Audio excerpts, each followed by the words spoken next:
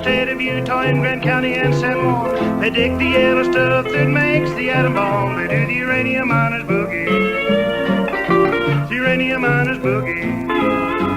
It's the uranium miners boogie. They digging all day long. You are listening to Men in Lead Aprons.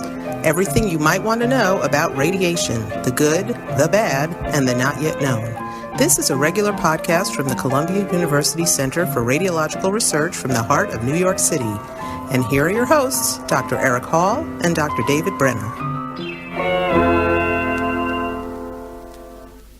Hello and welcome back to Men in Lead Aprons, a series of podcasts from the Center for Radiological Research at Columbia University in the heart of New York City.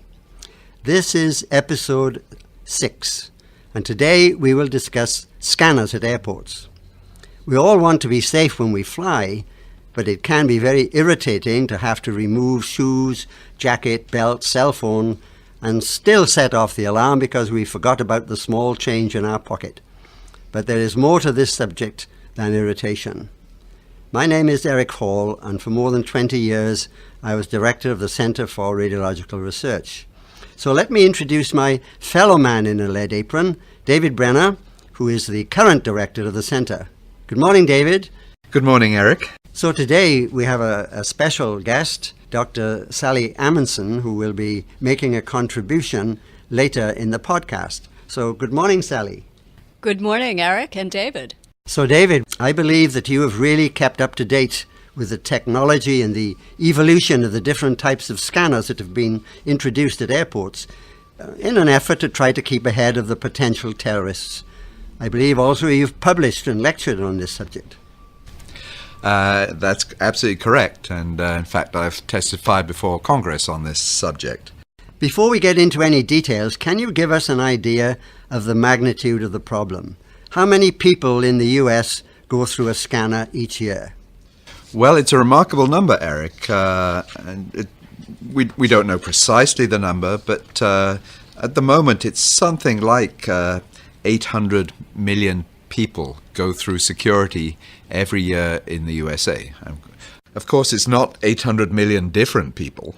Some people go through security many times. But by the year 2020, it's anticipated that that number will actually become 1 billion people. So that's 1,000 million people going through the security scanners in the US every year.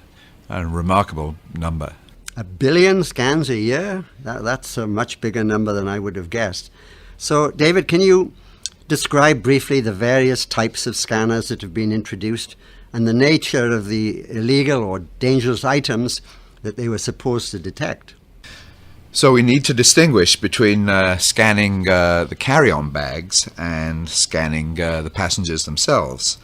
The scanners that are used for carry-on bags, of course, everybody's familiar with that. You put your bags on a conveyor belt and they go through what is actually an X-ray scanner. We have no health concerns about those X-rays, of course, because they're limited to inside that conveyor belt, and no people are exposed. So our concern is scanning actual people, and that's what we'll be talking about for the rest of this podcast. Okay, David, so turning to the more important issue of scanning passengers, can you explain to us the changes in scanners that have occurred and the reasoning behind the changes? Sure. So for many, many years, the standard scanner was a metal detector. And we're all familiar, of course, with those. That's just a little arch which you walk through, and it's very efficient at detecting metal. So it was good at detecting guns, it was good at detecting metal knives, and things were fine until around 2009. You may recall the so-called underwear bomber who hid some explosives in his underwear and happily didn't manage to set off an explosion. At that point, the TSA, the Transportation Security Administration, decided that there better be some technology for actually screening for non-metallic dangerous objects, and in particular for explosives. So they pushed the development of what is now called advanced imaging technologies, or AITs. Those are the technologies that are in use today, which are essentially whole body scanners which are designed to detect explosives and weapons. Thank you for that, David, but I think you should go on now and explain the different types of advanced imaging techniques and the problems that emerge from them. Yeah, so actually there are two types of technologies which have been deployed in airports. And I must say there are many, many more technologies which people are trying to develop but haven't reached the stage of being deployed in airports. So the first type which appeared in airports around 2010 was the so-called X-ray backscatter scanners. So you may recall those devices. Basically, they were two big blue boxes, and you walked in between them and stood there for a moment. So inside those blue boxes were sources of X-rays and detectors of X-rays. The idea was that the X-rays would bounce off your body, and more importantly, bounce off the explosives or weapons that someone might be hiding. And you end up with an image of the body that includes an image of any explosives or weapons. So you get a visual image of potentially any explosives or any weapons that are actually on that person. So there were several issues with these X-ray scanners, and in fact, as we'll talk about, they're not in airports anymore. So the first issue, and the one that we got most concerned about, was the fact that, as we've talked about in all these programs, this was exposure to X-rays, and we know that X-rays, in principle, can cause cancer. So we don't want to have any unnecessary X-ray exposure. Now, and I'll talk about this more in a moment. The other issue was actually the issue of privacy. So essentially what came out of these systems was an image, essentially, of the naked profile of the person, together with, of course, with any explosive or weapons, if there were any. So there were all sorts of issues of privacy associated with that. And eventually the idea was to try and create kind of stick figure images. But this was really one of the main issues of why those devices got taken out of circulation in this country. But the bigger issue, at least in our opinion, was the fact that these were X-ray scanners, and so they produced some X-ray dose. And as we've talked about throughout the series, X-rays can damage DNA and ultimately have the potential to cause cancer. So David, with all of these concerns, are these X-ray scanners still in use in airports? I never quite know what the scanners are. Well, actually, they're not, Eric, and we'll get to the fact that the other type of scanner a bit later. But as we've talked about, there are two issues. There is the issue of the X-ray radiation exposure, and then there are issues of privacy. So these X-ray scanners have been taken out of service both in Europe and in the USA, but actually, interestingly, for different reasons. In Europe, they were taken out of service explicitly because there were concerns about the radiation risks involved, and again, we're going to talk about that. In this country, explicitly, the TSA took these devices out of service because of concerns about the privacy issue. So, interestingly, they took them out both in the USA and in Europe, but for different reasons.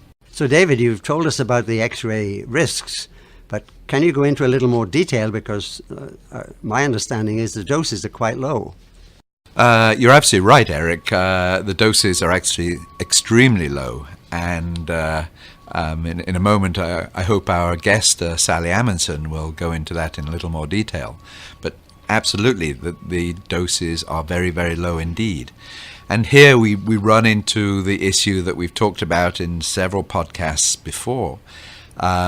When somebody is exposed to a very low dose of radiation, we know that the risks are going to be very small, but we don't know exactly how small. And that was always our concern with these scanners. So the individual risk from one of these going through one of these scanners has to be very, very small.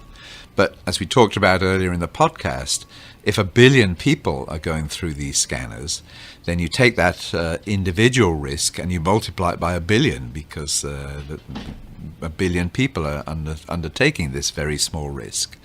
So we don't really know what the long-term consequences of 1 billion people being exposed to a very small dose of radiation might be. So that uncertainty was really what caused the Europeans to take these devices out of operation, and we think that was a good idea. So, David, what are the scanners that are in airports now? So, if you go through a whole body scanner in the US or most countries in the world airport today, what you're going through is a so-called millimeter wave scanner. So you can sort of tell the difference. As I said, the old X-ray scanners were a couple of blue boxes on either side of you as you walk past them. The millimeter wave scanners are a cylindrical transparent box which you walk in, the door closes, and you hear a little bit of noise. You put your arms over your head, and then you walk out.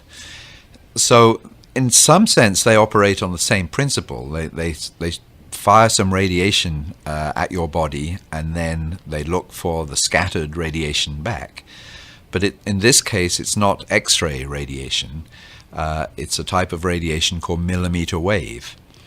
And millimeter wave radiation is actually very similar to the microwave radiation that you and I use in our microwave ovens at home. Very much lower intensity, and as far as we know, there are no risks associated with very low intensity millimeter wave scanners. It's always hard to say there is no risk, because it's very hard to prove a negative. But we don't think there's a risk. I mean, in the case of X-rays, we know how X-rays can actually end up producing cancer. X-rays can break DNA strands, and that can cause ultimately cancer to start. These millimeter waves don't have enough energy to actually break DNA. So it seems very unlikely to us that these have any harm associated with them, and certainly there's been no data to support the fact that there's any harm associated with them. David, my understanding is that the powers that be may return to X-ray scanners in the future, despite the problems involved. Is that true? There are certainly many rumors going around that X-ray scanners may come back in this country. And again, let me remind you of why X-ray scanners got taken out of service in this country. It wasn't because of the potential radiation risks. It was because of the privacy concerns. So from the TSA's perspective, well, the manufacturers now have overcome those privacy concerns. And so they are, I think, quite keen to have a different type of technology back in service in competition with the millimeter wave scanners. I think their motivation is primarily economic. They want two different technologies competing against each other in terms of the cost of the machines, to try and drive the machine costs down. But myself, I'm not so sure I find that a very comfortable view. If Europe has stopped having these scanners for health reasons, I think we should too. Well, thank you, David. At this point, I think I would like to introduce a special guest that joins us today. Sally Amundson is an associate professor in the Center for Radiological Research. She joined us at the center about 10 years ago now. Sally was recently a member of a committee formed by the National Academy of Science to address questions concerning X-ray scanners. Their report was recently published. So welcome, Sally. Can you explain to us the issues that you addressed? Well, thank you, Eric. Yes, the National Academy's report focused on compliance with the standards that were in place to regulate the backscatter scanners. And there were two principal issues here. First, addressing the limits on the radiation dose that was received by passengers going through these scanners, and secondly, the requirements for the safety interlocks and also routine operational procedures for these devices. So, looking first at the dose limits, unfortunately, by the time our committee was formed, all of the X-ray scanners had already been removed from airports, so we weren't able to examine them actually in their natural habitat, as it were. But we did have the opportunity to access a machine that was at a research laboratory in Washington, D.C. So this was one of the same scanners that had been taken out of the airports and was now in a research lab. We were able to look inside it and play with the interlocks. We were also able to, very importantly, make some dosimetry measurements using this scanner. And then a little later on, we were also able to make similar measurements using a prototype device of the kind which may be the next generation that they're thinking about deploying. And that was set up at a TSA test facility. So from the measurements that we were able to make on these devices, we found that both the old model that had been used in airports and the prototype complied with the standards that were in place. And in fact, the dose from a single scan from either of these machines was about 10 times lower than the limit that was in place. Well, that's interesting. These doses are really low. What about the safety standards? I have stood in one of these scanners and wondered what would happen if it got stuck. Well, that was something that the committee was also very concerned about. And so we thought of all the worst possible cases that we could. If all of the interlocks were to fail, highly unlikely that they would all fail at the same time. There are many redundant safety systems in place in these machines.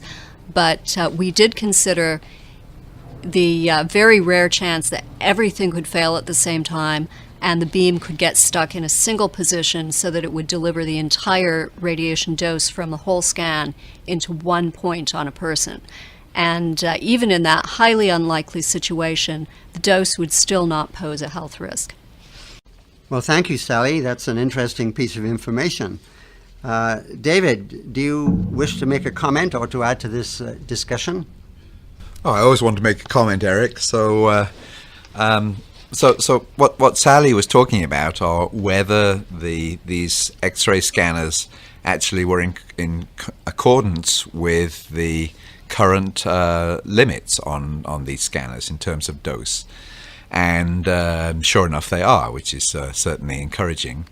But you'd have to question, where do these limits come from? I mean, because we don't actually know what the effects of very low levels of radiation are. So in my opinion, these limits were kind of arbitrary. And the fact that we don't know what the risks are at very low doses, we know they're very small, is of concern, again, in the context of 1 billion people going through these scanners. And it's relevant, I think, to point out that not everybody going through these scanners is the same. So children would go through these scanners, and of course we know that children are more sensitive than adults to radiation exposure. We know that some people will go through these scanners a lot more than others, and an obvious case is aircraft personnel, pilots and crew. On average, they go through security scanners anywhere from 200 to 400 times a year. So take the dose and then multiply it by 200 to 400 in their case.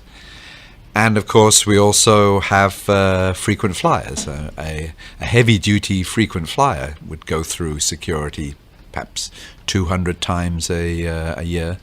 So again, it's not the individual passage through the scanners that we should worry about. It's people going through the scanners many times. That said, right now, both in the USA and in Europe, we have moved away from these X-ray scanners to millimeter wave scanners. And I think they're just as efficient at detecting explosives or weapons. So from my perspective, if we can detect them and not use X-rays, we absolutely should. Thank you, David. That's a good note on which to close. And a special thanks to Sally for your input today. So that's all we have time for today. And thanks, Eric. And just like almost all the other issues that come up associated with radiation, it's a matter of balancing the risks and the benefits. And the benefits of efficient screening for explosives and weapons are pretty clear. But if there is an alternative to using whole-body X-rays, such as the current millimeter wave scanners, we should definitely use that alternative. I'm certainly very comfortable going through a millimeter wave scanner. Just a reminder, please rate and review us on iTunes on the Men in Lead Aprons page, or if you have comments and questions, please visit our website, which is crr.columbia.edu. There is a link to Men in Lead Aprons, where you can follow us on Twitter, like us on Facebook, or email us directly.